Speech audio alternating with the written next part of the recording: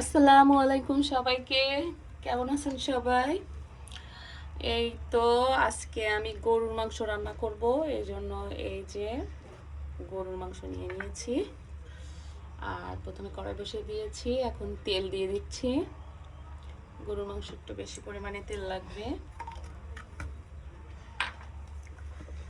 এখন এর ভিতরে কড়াইটা গরম হয়ে আসছে।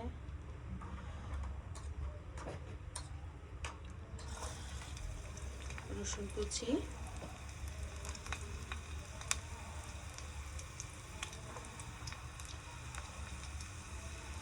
পেঁয়াজ কুচি,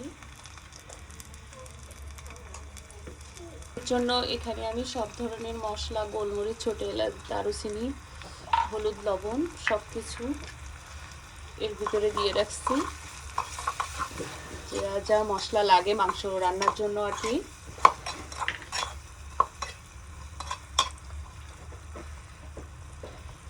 মশলাটা একটু কষানো হয়ে আসলে মাংসটা দিয়ে দিব।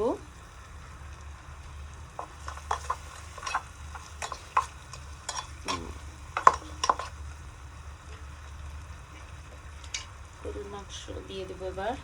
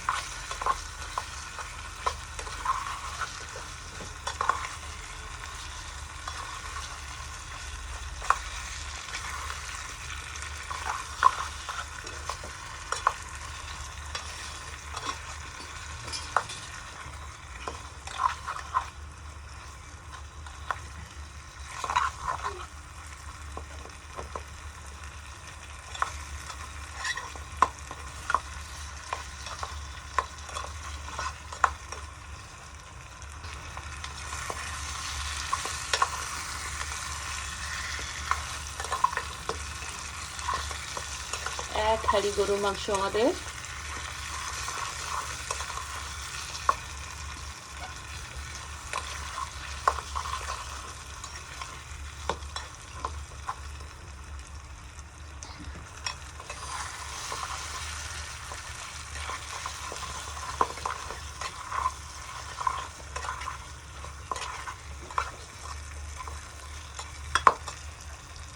কষানো প্রায় হয়ে আসছে আমাদের গরু মাংসটা। এবার পানি দিয়ে দেব মাংসে। মাংসে পর্যাপ্ত পানি দিতে হবে। খুব সুন্দর ঘ্রাণ বেরিয়ে আসছে। গরু মাংস সিদ্ধ হতে পানি লাগবে বেশি, এই জন্য এক হাঁড়ি পানি বসিয়ে দিলাম। একদম কোনো পানি থাকবে না, নামানোর আগে ভুনা ভুনা করে নামিয়ে নেব।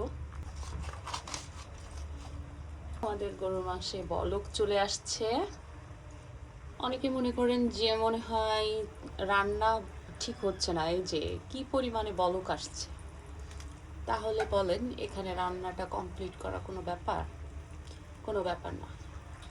অনেক সুন্দর, অনেক সুন্দরভাবে রান্না কমপ্লিট করা যাবে মাশাআল্লাহ। তো এখানে আমার মেয়ে আবার মিষ্টি কুমড়ার চপ তৈরি করছে ছোট্ট চুলায়। এক পাশে আমি গরুর মাংস রান্না করছি, আর এক পাশে আমার মেয়ে মিষ্টি কুমড়ার চপ এগুলা তৈরি করছে এখানে। আর একটা এই যে রান্নাও করছে মাশাআল্লাহ, এই যে মিষ্টি কুমড়া রান্না করছে সে। মিলে কি আর কি দুই সাইডে রান্না করছি। গরুর মাংসের লাস্ট ফিনিশিং দেখতে হলে আমাদের ভিডিওটা অনেক লম্বা হয়ে যাবে। মাশাআল্লাহ এই যে অনেকটা ক্ষয় হয়ে আসছে। এক হাঁড়ি পানি দিয়েছিলাম, এটা একদম শুকিয়ে নামিয়ে নিব। ভালো থাকবেন সবাই, আমাদের জন্য দোয়া করবেন। আল্লাহ হাফেজ।